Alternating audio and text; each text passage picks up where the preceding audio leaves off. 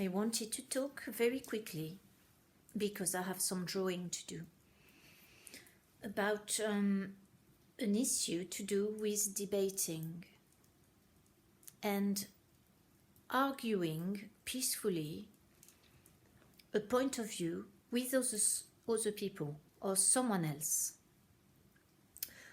I have realized today how I feel my voice is not valid. My opinions are not valid.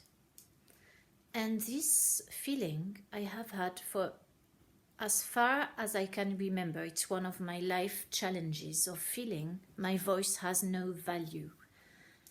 And what I say when it is of the opposite side to someone else's opinion,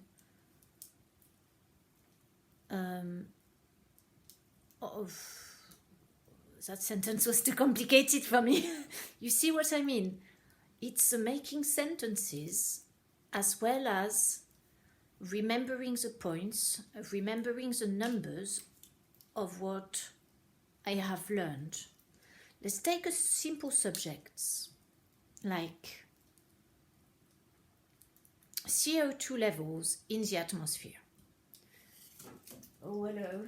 Maybe I should not speak politics, says the fire. Today, okay, very short, long story. An Instagram post was offered to me about Friends of the Earth saying that the governments need to act now, otherwise we will all die from CO2 poisoning or whatever it does. It warms up the planet or whatever. So this pissed me off because I have different opinions to this. I follow different literature, different people's opinion mostly because I don't read books about that as such. So my opinions are based on something I will hear which has made sense to me, and I adopt that explanation and belief from another person as the one I think is right for me because it feels right.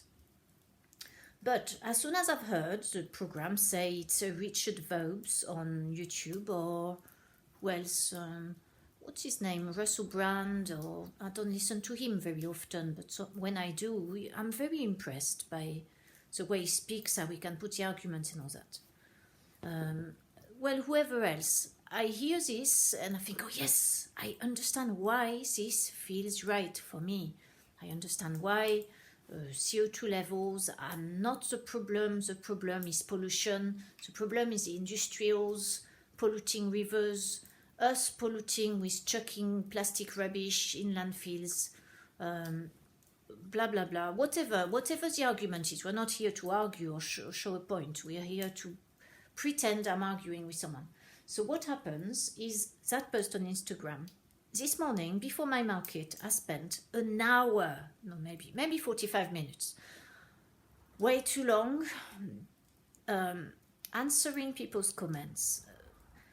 Because I was feeling so annoyed, I was being too abrasive to some people. One person was saying, veganism is the way forward. We cannot feed everybody on the planet. 10 hectares will feed 130 people for a year if they don't eat meat. If they eat meat, it will only feed them for 2 months. Whatever their arguments are. So they are pushing veganism. Someone else replies, oh, I hate tomatoes and cucumbers and I can't bear melons. I could never be a vegan. The person replies, oh, come to me, I will cook for you. You will never look back. You will adopt the vegan diet and be a vegan for the rest of your life. So I reply, veganism, as far as I understand it, is not a cure-all for our planet because from what I understand from farmers, from people who work the land, from having my own parents as a farmer, so I learned a bit there, that it cannot work for the land. The land needs animal shit in order to replenish the soil, and so we don't have to use so many fertilizers, which drains the soils, it drains the ecosystem, it kills the mycorrhiza reserve thingy, the fungi thing that mycorrhizia or something like that. But I didn't go into that much detail. I just said it can't work for the planet, in my opinion. This is your opinion. So the person comes out, close out, you will accept my opinion because I'm right. And so it was like that for 45 minutes. By the end, my head was like that. I had enough. I could not, my point was not valid. It's not even vocal point, it's written point. I was in a state because I thought I will never manage. I cannot remember the facts. I cannot remember the numbers of what I've learned, which makes sense. It's so fucking frustrating. I cannot have a debate. So at the market, I thought, okay, I'm going to face something that's difficult for me. I'm going to ask my neighbor next door stall, who is a farmer, what does he think of CO2 levels? So I thought, if he's someone I think is really with the earth, I should hear the answers that I think I was going to hear. But I should know better. This gentleman actually also believes in all the narrative from the last 3 years, and he's had I don't know how many of those. So he's a very compliant person. And he told me, oh yes, CO2 is a real problem. It is a problem that the planet faces, which is why the climate changes.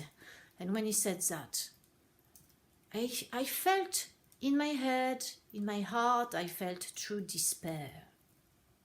I thought, fuck it. Shit, okay, let's not judge, let's question further. So I asked him more questions, asked him about veganism. According to him, veganism is not sustainable for farmland. Not because he sells meat. Yes, of course, you could say it's because he sells meat. But because the animals are needed to eat the grass, which then grass fixes carbon dioxide from the air, which is, reminded him, it's 0.04%. But that didn't impress him. He seemed to think it's still a problem, even though it's only that tiny amount in the air of CO2. So we need animals to eat the grass, fix the carbon in the roots. It becomes compost, humus. What happens after that? Well, see, I can't fucking remember what he told me. How can I ever debate if I have a brain like a sieve? I'm so frustrated. Okay, carry on. So in the end, I was unhappy by his view of CO2 because according to him, the fuel, the oil has got to stop. We cannot use any more oil. It is a problem with the earth. And of course it is part of the problem, the way it produces so much pollution and waste, as in my opinion, I think it's wrong. But we don't have anything, or we think we don't have anything to replace it at the moment. Well, we do, but they've said the documents. I said to him, Nikola Tesla, this wonderful genius, had everything sorted for us to get electricity out of thin air. He looked at me with a rictus on his face, said, you can't get anything out of thin air. And I thought, oh God, you fucking idiot. Oh my God. He's made it. He's done it. His documents were seized and put away. Or, of course, I've got this information. Maybe it's not true. Maybe he didn't invent free energy. Maybe there's not another 10 geniuses on the earth who invented free energy. Because there are quite a few who have done engines that work on proper water, not just hydrogen, or, stuff like doesn't cost anything and doesn't pollute. Oh, okay. So we got that. So I got to go back to I need to follow my thoughts and stick with them. So he agreed on the vegan thing. That can't work. But he disagreed on the CO2. He thinks CO2 is why we're seeing more drastic temperatures, more drastic weather. Of course, with him, I didn't bother telling him about the HARP and the machines which apparently control the weather and can create earthquakes. Because it's pointless. I don't have the facts. I'm not sure they truly exist. I think they do. I did mention the chemical trails in the sky, but that was just not talked about. It's like, doesn't want to go there. So that was it. That was quite depressing. And I thought, okay, I'm going to be strong today. I'm going to speak to another person whom I know has a very strong opinion about most things concerning nature. He's an organic apple farmer. And so he doesn't spray the trees, and he believes in the land to be rich, organically farmed without chemicals. I went to him and asked him, what do you think of the CO2 levels and the narratives that were being sold? No, I didn't say that. The narrative about the climate change. He looked at me very surprised, because I'm not the sort of person to go about asking people about their opinion on political or ecological subjects. So he said, what did he say? CO2 is a problem. So that's why he told me. And that's why I said, CO2, it's only CO2 is only 0.04% of the atmosphere.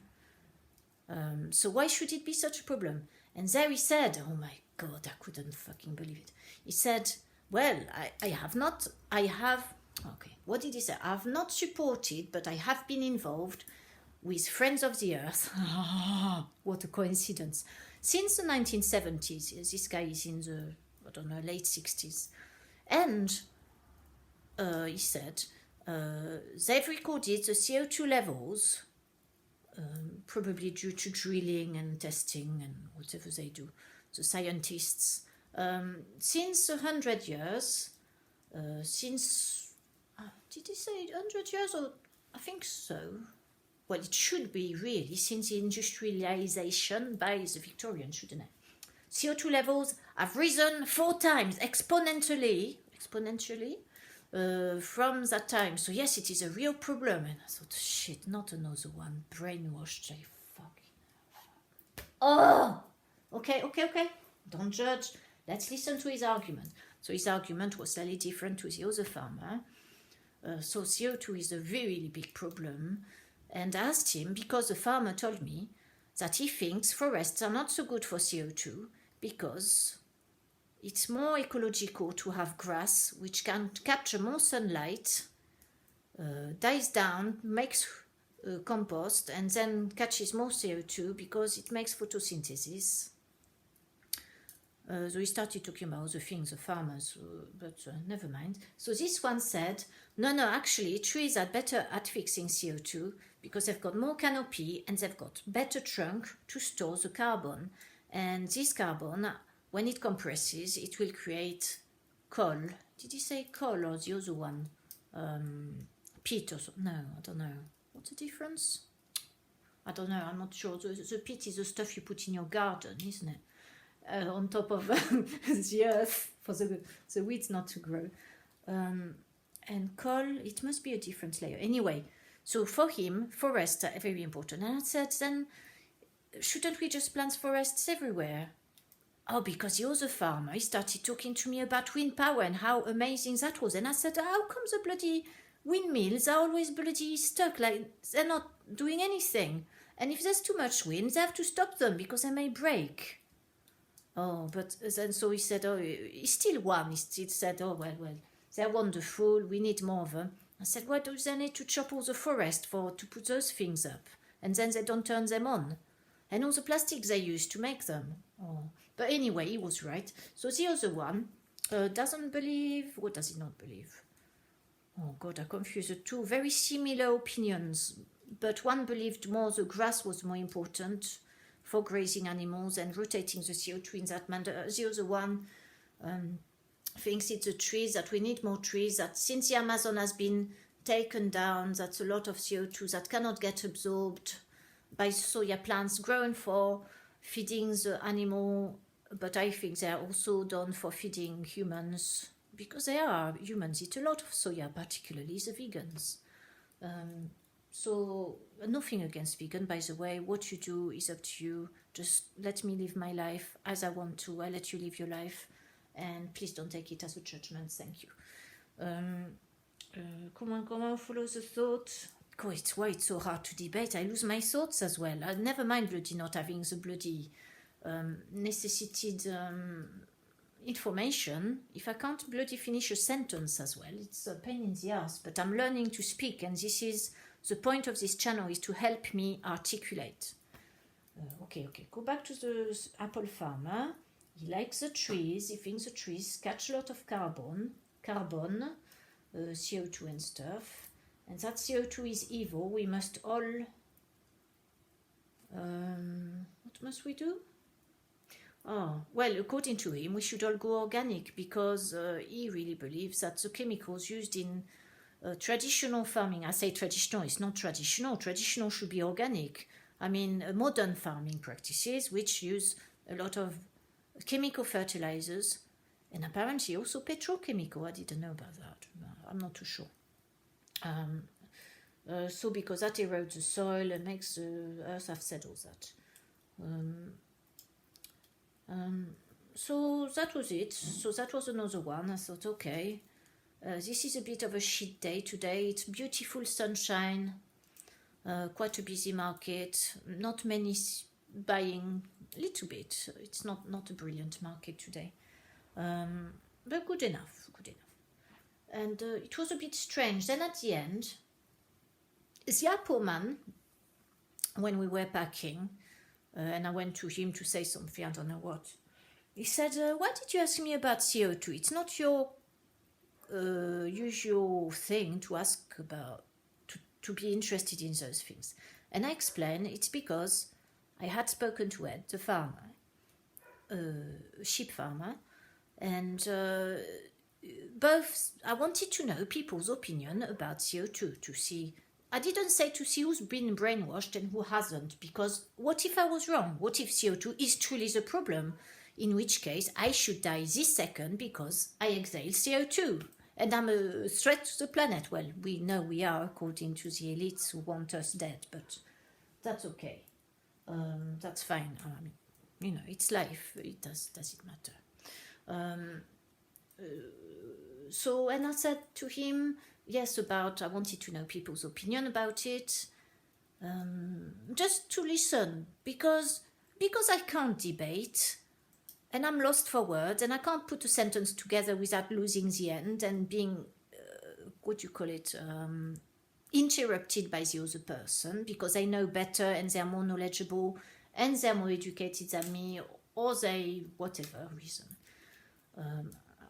I was interested in just observing. Since I can't beat the enemy, the enemies, they're not enemies, but I mean in opinion, and I want to strangle them, then get to learn what is their point of view, what do they truly believe. And what happened is then the other farmer heard that I was talking about him, about when I said to the apple farmer that the other farmer believes that grass is more important than trees. So they started talking together then about it. And one of them, I can't remember which one, changed his mind about one of the aspects of the things, or at least he said to the other one, oh, I agree with you actually about that, blah, blah, blah. So that was interesting. But when I got home, or driving back, it left me with a feeling of intense personal frustration. First of all, about being concerned about, maybe I'm wrong, which is, we have to wonder, we have to accept we could be wrong. I don't follow the mass indoctrination. If something is said on the news, I will tend to believe the opposite is true, because I come from the place that all they are saying is rubbish, and they are trying their best to confuse us with information that is not true, because they have an agenda and they want us to react and act a certain way. But because I am not part of the mass agreement, I will not get myself there, and there's a lot of things I will not do, you know, nor I won't do that either, except with urine, but that's very rare. It's only when I've got a cold I need to unblock it. So I'm not happy not being part of the mass because it makes me feel separate. I felt separate from people most of my life. Because, as you know, maybe yourself, you have been bullied at school, maybe you've not fitted in your family, you felt separate. So all that's happened to me in different ways, not as bad as some people, lightly, but enough to affect me and make me feel I am disconnected. And now the group, I see this big divide between the societies in all countries, between those who believe this, the others who believe that, those who want this one to save grandma, those who don't want it because they believe it will create, it's very divided, and that the media is having a great time bringing us all sorts of confusing news. So it is upsetting that I am not a good talker. So the point of this video was it because I've always struggled with speech, and I need to watch again my very old videos when I started talking to myself to see how I speak. But I've struggled with speech all my life, through shyness, but also through the blurring of words, words that come out the wrong way, the sentence comes out wrong, and it's not because this is not my first language. My speech was exactly the same in French. I was not able to find my words, I could not debate, I was extremely shy. So the speech is not due to the language, it's due to me, it feels like a disconnection with the brain between being able to think, use information that I know, vocalize it into voice, into something that's clean and straight and carries weight. So, many years ago, I thought maybe one day, in my dreams, I would have workshops. I thought at the time with women, because I felt women were more affected by this than men, but maybe it's not true. That their voice is not heard, that they very shyly, they cannot express themselves, they have to pretend they are someone else because they have to be polite. And I thought, if I could do a workshop, I get people together, we practice maybe arguing on each other, but on subjects that don't matter. So we don't take them personally. Maybe we speak with each other using points we've collected. Maybe we've done a bit of research on a subject. I don't know. There could be exercises we could do with each other. Maybe even as a group. I don't think it's right. Like choosing someone in the group whom we don't feel comfortable with and saying to that person, hello, it is pleasant to meet you. I feel uncomfortable by the way you look at me, or you talk to me, or you behave with other people. I want to voice this because I would like to know you as a person, as part of this group exercise, to help with my difficulty feeling comfortable with the representation of the person you are in my mind. So to me, and then they describe, to me, your behavior reminds me of someone from the past with whom I had this reaction, and with whom, say, I could never finish a sentence because they would interrupt me, or because I felt criticized by that sort of glare when your mouth went one side and your eye went like that, or whatever it is. And then the other person would come back and say what perhaps they thought or they feel towards the person that they feel uncomfortable with. And maybe they would express, when I spoke to you like that, I actually felt annoyed by you because of the way you are so... No. You don't want to blame. You want to discuss behaviors. So from the way, the tone of voice you used reminded me of my little sister, who was always a favorite. And I wanted to be critical to her like I want to be critical to you, which is why I have been using this voice with you, which made you in return uncomfortable. So my issue with this is with who you represent in my life. You represent someone similar to my little sister, whom I've never been able to say how much I was annoyed that I don't have her love, or I don't have her... I don't know what would it be? A little sister that's... like you weren't so like my little sister wasn't a stronger character when I wanted her to be strong, so I could get on with her.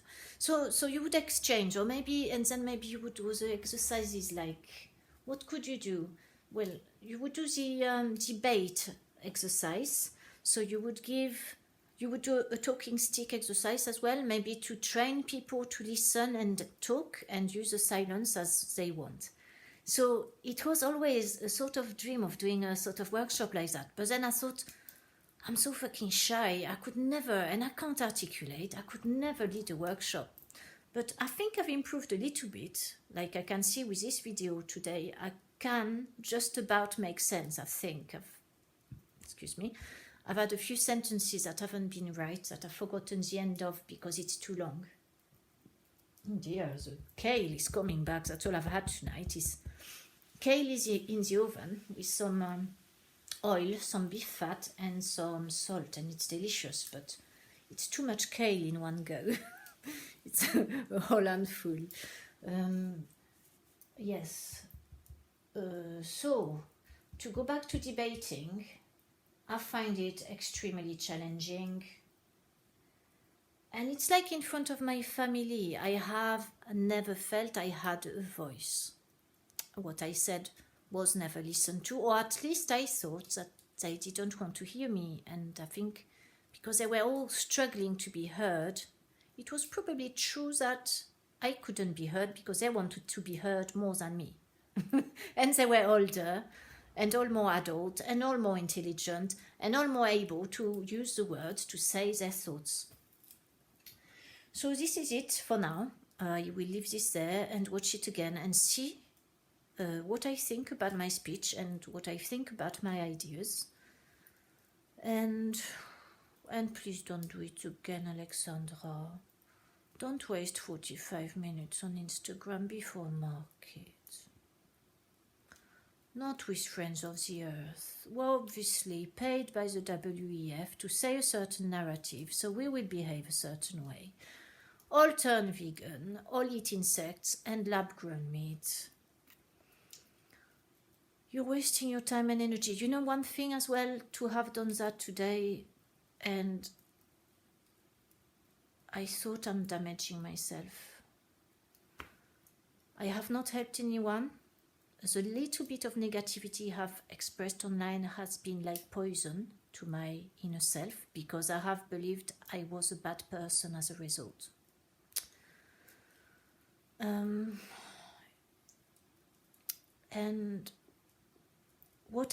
if I must look at this shitty post, by the way, I reported, it was an ad, I reported it as bloody spam and offensive.